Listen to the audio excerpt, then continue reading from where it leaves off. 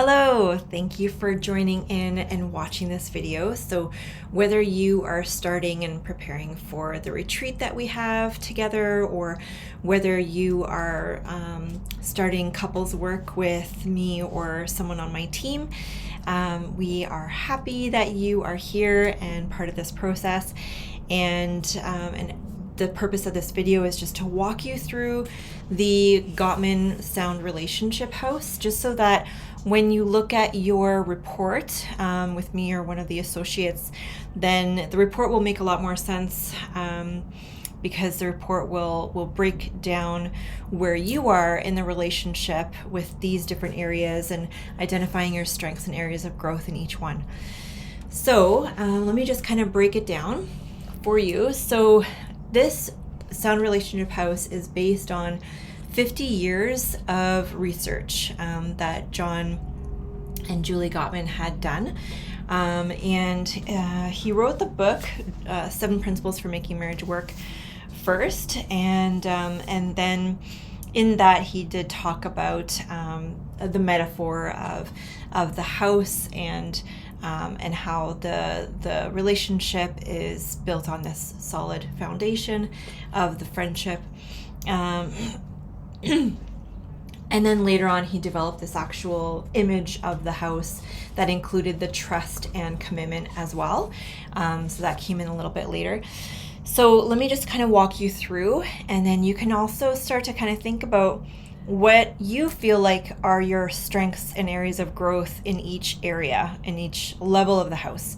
So as you are preparing to go over the results of your report, you can kind of start to reflect on, where do we stand? Do we feel like this is a strength or area of growth?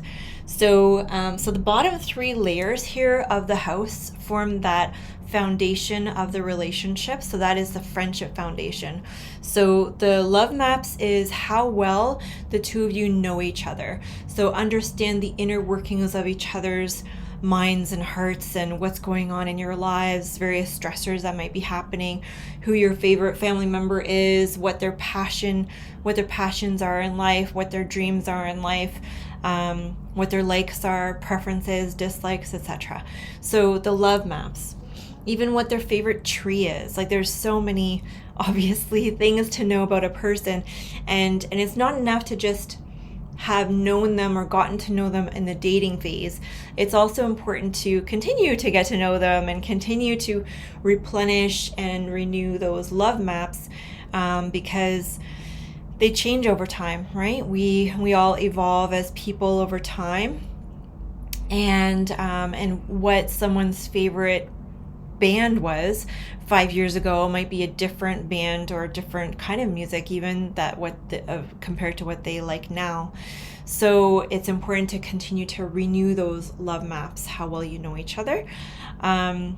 Just a quick little tip. One way to do that is to go onto the Gottman card deck app and just look at the Love Maps card deck on there, and you can ask each other questions on there. So that's kind of a nice way to do it. At the retreat, you'll also get the actual card deck, the physical card deck. That's part of the kit that you'll get at the retreat as well, if you're signed up for that. Then the next one is the shared fondness and admiration. So that is the mutual adoration and respect that the couple has for one another. So if they are able to express those appreciations to their partner over time, and they notice these beautiful qualities about their partner, and they verbalize those appreciations.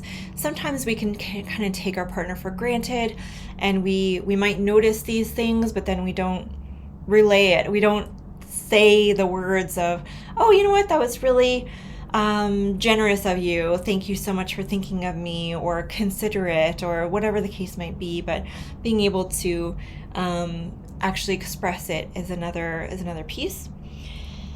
And then the turning towards instead of away. So this is a big part of Gottman's research, is that concept of turning towards versus turning away or turning against. So a couple might let's say, I'll give an example. So when one person is at the sink doing dishes, and the other one comes into the space, the room or nearby, and they give a sigh, right? The one who's doing the dishes, they could kind of pretend they didn't hear the sigh and just keep doing the dishes, or they can, so that would be turning away, so you're ignoring. Or they can turn against and say, oh, why are you got to sigh all the time? What is your problem? So that's making a jab or a criticism or being contemptuous towards the person. So that is turning against. And then turning towards might be, okay, dropping what you're doing and facing them. So body language, being mindful about body language. And then asking the person, are you okay? What happened? I heard the sigh. Is everything all right? Tell me what's going on. So being curious, right? Genuinely curious about what's going on. And whenever you turn towards your partner, then Gottman talks about that being an investment into the relationship. So you're making a deposit into the relationship bank account. So on your report, it'll say, yes, this is a strength, or no, it's an area of growth. So you'll see that. And yeah, just to kind of start to think about, where you feel like you stand here. And then you can talk about that in the session or at the retreat with each other. And then the positive perspective, it straddles between the friendship and the conflict management. So it's the general culture of the relationship. Is it generally positive? Is it generally negative? So if the relationship is in a positive space, then you will tend to give the benefit of the doubt to your partner. So if the partner has said something that might be negative or might be neutral, if you're in that positive sentiment override, you might be more apt to give the benefit of the doubt and say, oh, you know what, they must have had a bad day, or maybe I need to give them some space, or give them some grace in some kind of way. If the relationship is in a negative sentiment override, then even if it's a neutral statement that one person has said, it will be construed as negative and taken personally, right? So like an example might be, oh, the garbage is getting full, right? So if you're in a negative sentiment override, making a kind of a benign comment about the garbage being full might be seen as oh yeah, the garbage is full. Maybe I'll take that out now on my way out, and I'll walk the dog at the same time. So you're kind of responding to it in a generous kind of way. If you're in negative sentiment override, then making that sort of neutral, what's meant to be neutral, comment about the garbage being full, it might be construed as like a criticism. Oh, you never take out the garbage is what they're hearing, right? So then the one who's hearing that might say something, critical back of like, well, of course I have to be the one to take the garbage out. It's always me that takes out the garbage. Why can't you do the garbage once in a while? And so then it launches into a whole thing. So that's the positive and negative sentiment override. So that's the friendship, positive perspective, or positive or negative sentiment override, and then managing conflict. So in the report that you'll see, managing conflict is broken up into 6 categories. So the first one is harsh startup. So with Gottman's research, how the first 3 minutes of a conversation goes will dictate how the rest of that conversation goes. So if it starts off with a criticism or a contemptuous statement, the chances are the rest of that conversation will not go well. And not only that, but it will also predict how well the relationship goes over the next 6 years. So it's very important how the conversation starts out. The first 3 minutes are predictive in that way. So whenever something might be on your mind that you want to share with your partner, then being able to be mindful of using a softened startup. Softened startup is I feel X when Y and I need Z. I feel, enter emotion word here, that X needs to happen, right? And so being able to share that with each other. Then the second subcategory of the conflict management is the 4 horsemen. So again, this is a big takeaway from Gottman's research. We're going to talk about this in session or in the retreat, depending on what your next step is. And so the 4 horsemen is predictive of separation and divorce later down the line. So this is what he found in his newlywed study, where he studied the newlyweds at the beginning of the relationship, and then he would bring them in later. So he did longevity research. It's very, very solid research. 5 years later, he'd bring them back. 10 years later, 15 years later. Some of them came back 20 years later.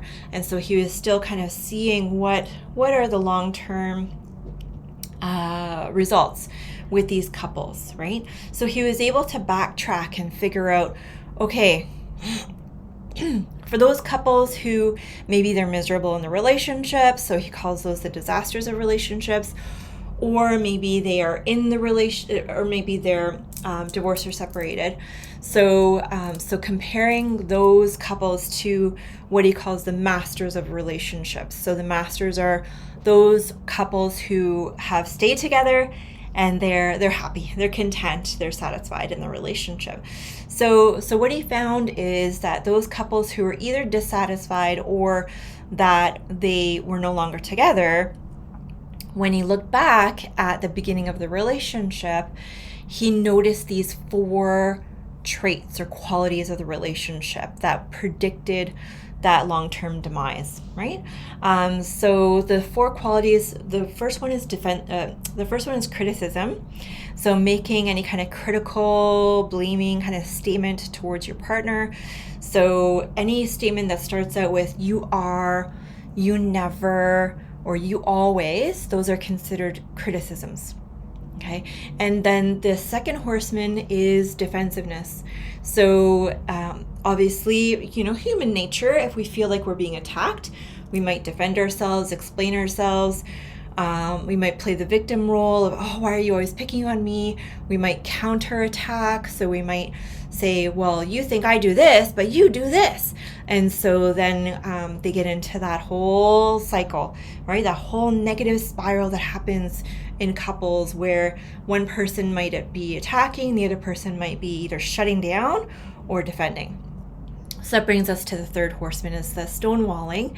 So it's shutting down, right? You are still present in the conversation, but you are checked out. Like you are just trying to survive in that mode and not talking, not saying anything, but just trying to survive through that conversation. And physiologically, the person who is stonewalling is highly, highly aroused. So they are completely overwhelmed. If you hook them up to a heart monitor, their heart will be over 100 beats per minute. So they're completely flooded. But on the outside, they look like they're calm. They look like they don't care. They might have their arms, crossed like this and just kind of, okay, like just kind of looking away, looking ahead, or they might be looking at you, but just blank like face. So the person receiving that or watching that might interpret it as they don't care about me. They don't care about this conversation. They don't care about the relationship. But it couldn't be further from the truth. Inside, they care so much that they are shutting down. And they're just trying to survive because they're completely overwhelmed with what's happening. So the fourth horseman is contempt. So contempt is the strongest predictor of divorce and separation later down the line. These other 3 were strong predictors, but not nearly as strongly correlated as, or strongly predictive as the contempt was. That was the most strongly predictive of divorce and separation later down the line within 6 years. So that's the most important one to watch for. It's usually the one that develops later on, once the other horsemen have been galloping around the relationship for a while. Contempt usually comes in closer to like later on down the line. It develops later. So those are the horsemen, and so that is the second subcategory of the conflict management. The third one is flooding. So whenever there is a flooding experience, it means that we are hyper aroused, we are completely overwhelmed, and we are in that survival mode of fight, flight, freeze, fawn. Right? So our amygdala back here is hijacked. That's the survival brain. The lizard brain is hijacked. So that's the only thing online. That's the only thing operating in that moment of like, how do I survive this moment in time? And the prefrontal cortex at the front here is shut down. So that is offline. It is not operating anymore. So that is where our logic lives, our problem solving lives. So all of that is completely out the window when you're flooded. So when you're in that flooded state, then important to call the timeout and just say, hey, I need a moment here. And then just do some self-soothing, be able to do some deep breathing, go for a walk, whatever you need to do. Usually if you take the heart rate, it is over 100 beats per minute. That's what qualifies as the flooding experience, 95 to 100. And it takes, Gottman says, at least 20 minutes to be able to regulate again and be able to be back online, be able to have a meaningful conversation. So it does take some time for that to happen, so about 20 minutes.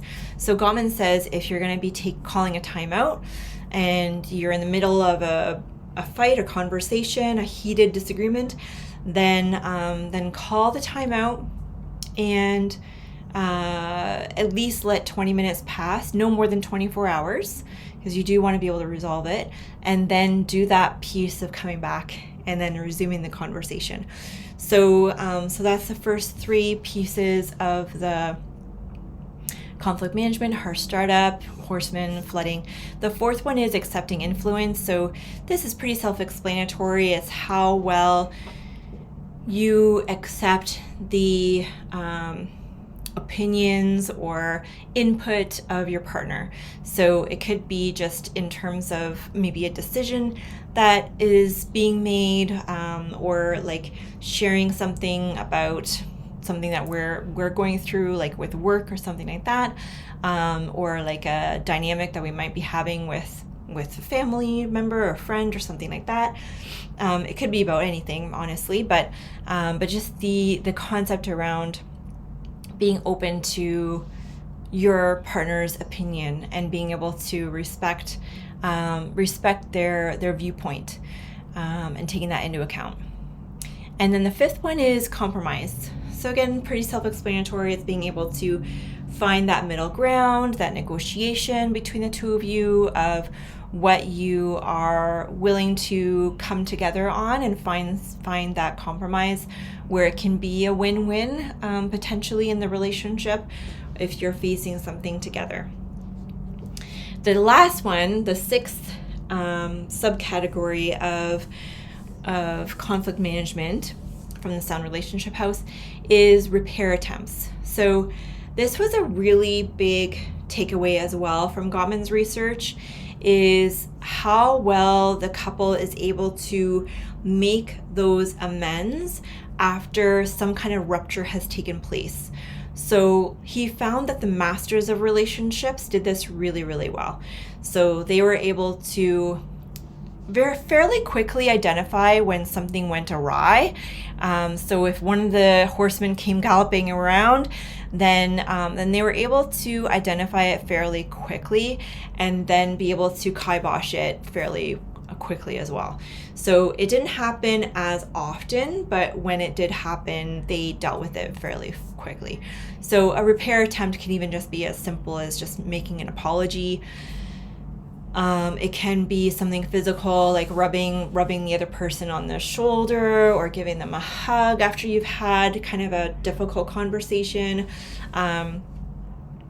It can be even just saying that, okay, yeah, you know what, you have a good point there, or okay, yeah, I can see where you're coming from.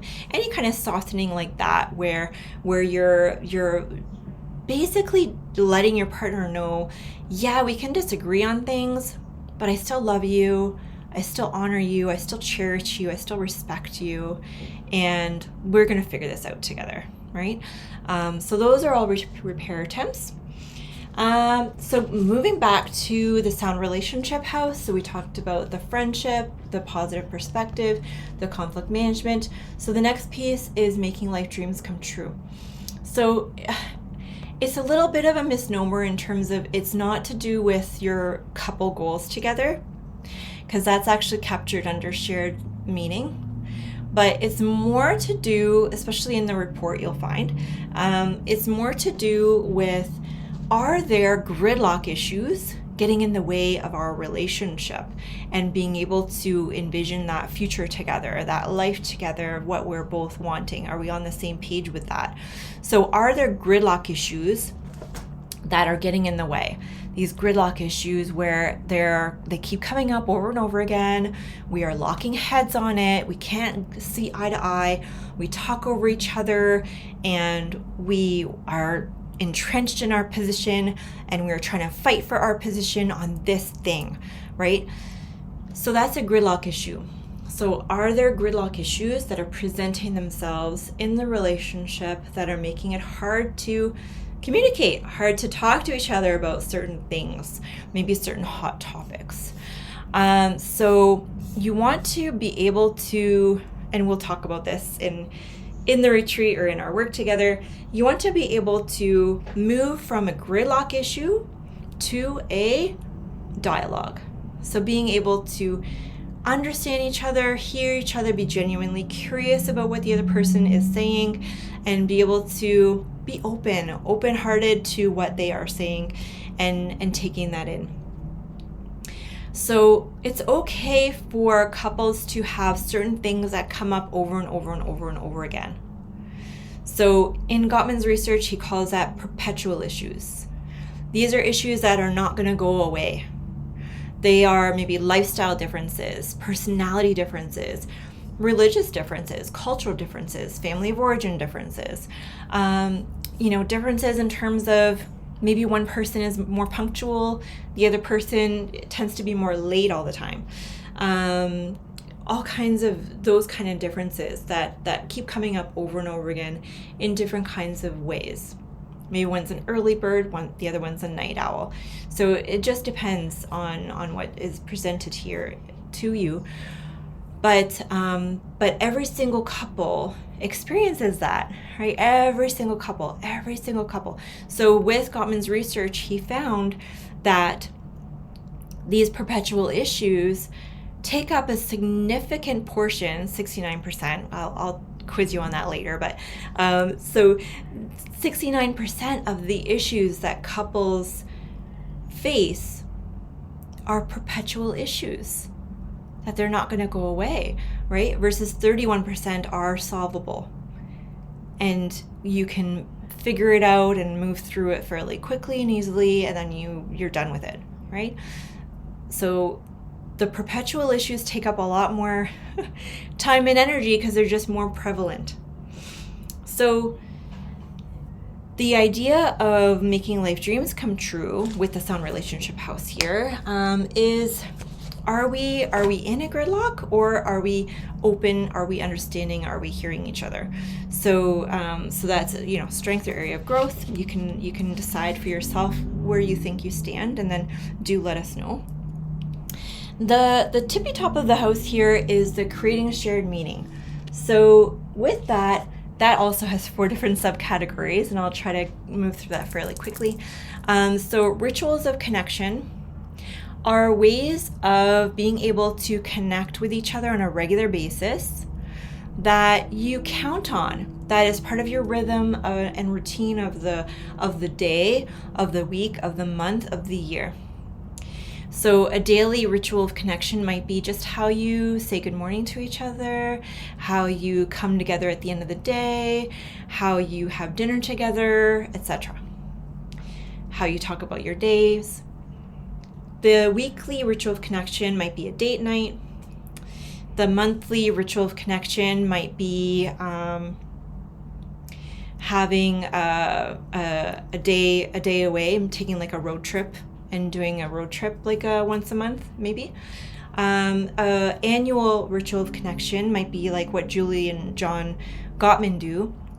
They go away every year on their anniversary to the same place. Every year they do kayaking and they update each other's love maps while they're there. So that might be like an annual ritual of connection. Then the second shared meaning is supporting roles. So we all have these different roles and hats that we wear in our lives. And so does your partner support you in those different roles that you have as a mother, as a daughter, as a son, as a father, as an employee, as a lover, etc. So being able to support each other in these various roles. The third one of the shared meaning is the shared goals. So this is where the goals come in terms of the relationship. So not only knowing what your partner's personal goals are, but also your relational goals, your couple goals that you might have with each other, and supporting each other on that journey and envisioning, kind of having that same vision of the future of what that might look like. What does the relationship look like 5 years from now, 10 years from now, 20 years from now, in retirement? What does all that look like? The last part of the shared meaning is shared symbols. So this is the more abstract part of the house, and that is, what are your shared values, your beliefs, your philosophy on life in certain areas, and are we on the same page with that? So for example, how we view money. Do we have the similar kind of concept of what money means to us, or are we on 2 different pages? Also, like, what does a family mean to us? What does a home mean to us? What does autonomy mean to us? So having these kind of symbols of what these different areas of life mean, and also what you would sorry, I'm getting a phone call. What you would see as symbolic if you were to create something that represents the relationship. So how do we put meaning to our relationship, and how do we project that certain symbol of, sorry, now my dog's barking, of the relationship? So for example, if you were to get matching tattoos that represent the relationship, what would that look like, right? So those are all shared meaning. And then we've walked through all the levels. So then we have the side walls that are the supporting walls that are super important to be able to support the house from crumbling and falling down. So we have these side walls: trust and commitment. So these represent the adult attachment in the relationship. So that bond that you have with your partner in the relationship. So do you feel like you can count on your partner's word? Are they going to follow through on what they say, right? It's not just about fidelity. It's about also trusting that they're going to follow through on certain things, even small things. Can you count on their word? Commitment. Can you rely on the fact that we're going to make it through? We might go through stuff together. We might face our problems, but are we going to figure it out do I have faith that ultimately we'll work it out and we'll be together and we'll be able to, you know, get to the other side of this, right? So that sense of commitment of I'm in it with you through whatever we might face. So that sense of commitment, right? And so together, are you there for me? Can I count on you? Can I know that you are going to turn towards me and respond to me when I need you the most, right? Can I trust that? And if there's been a trust rupture, then it does take time to get that back. But being able to follow through on certain things will help to rebuild that. So, okay, I hope that was helpful in terms of giving you a rundown in terms of what the Sound Relationship House is all about. So we will be talking about that more as we go through your report. Your report will outline what your strengths and areas of growth are in each of these areas of the house. And as we go through that report together, I'd love to hear where you think you stand, where you feel like, okay, yeah, as a couple, these are what we think are our strengths, and these are what we think are our areas of growth. I'd love to hear that first, and then have a discussion on that, because sometimes there's some things in the report that are different from what you are experiencing, and so understanding that nuance is really important for us to be able to support you in the best way possible and be able to address the goals that you want to work on in this work together. So hope that was helpful, and yeah, thank you so much. We're here to help if you need to reach out at all. Take care. Bye.